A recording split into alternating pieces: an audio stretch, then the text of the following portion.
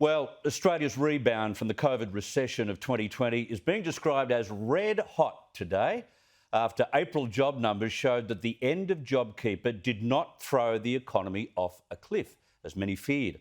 93,000 people went off the benefit last month.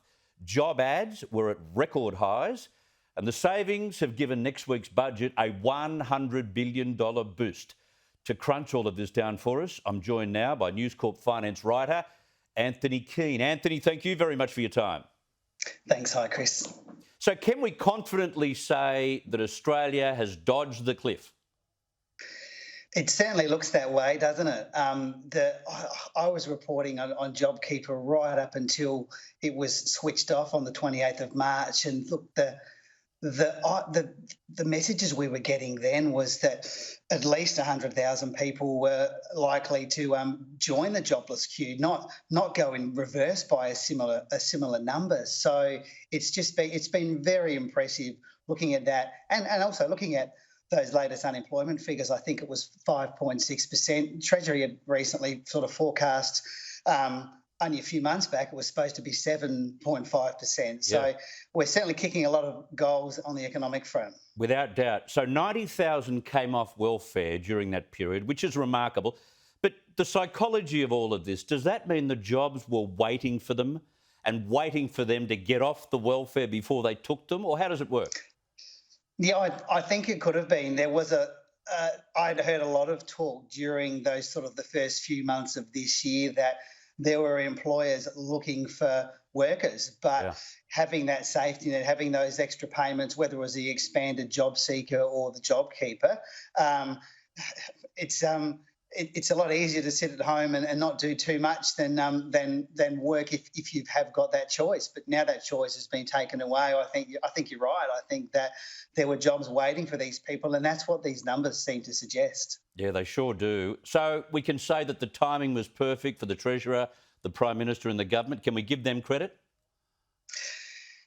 Look, I think you've got to give the government some credit for the way that they've handled this. They weren't afraid to splash the really big bucks on trying to keep everything going well. Look, and we've had some good fortune, obviously, with the success we've had with dealing with the virus. The record high iron ore prices is helping a lot of the economic figures as well. But yeah, I think the government really has done a pretty good job of keeping us employed and in such a better position than so many other economies around the world. And the fact is, looking ahead to the next, say, 8 months of the year, we know that anecdotally, bosses are looking for workers.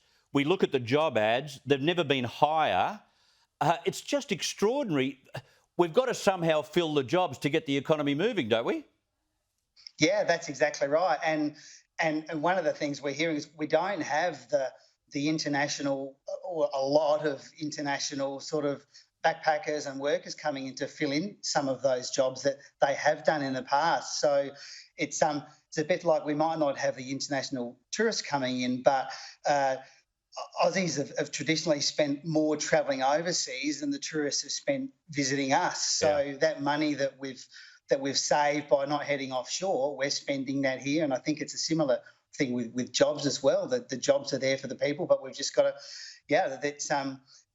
the Treasurer has said that they're not even going to entertain the idea of trying to repair the budget deficits until we've got unemployment sort of 5%. But the truth is, looking ahead, the truth is, Anthony, the budget deficit is massive. Yes, I think Deloitte's forecast this current financial year over 160 billion, and even next financial year, as things are improving, still almost sort of 90 billion. So you're right, they are huge debts. And while it's a lot better than it could have been, I mean, JobKeeper alone, I think that the savings there at 12.5 billion less is being spent on that than what was forecast back late last year. So there are savings, but you're right, it's still a huge debt and it's got to be repaid. I think we are fortunate in that the ultra low interest rates are just making it not too painful to service that debt. Yep, very true. I've got to run. Anthony Keane, thank you so much for your time. Thank you. Yeah. being smothered by low interest rates. He's dead right.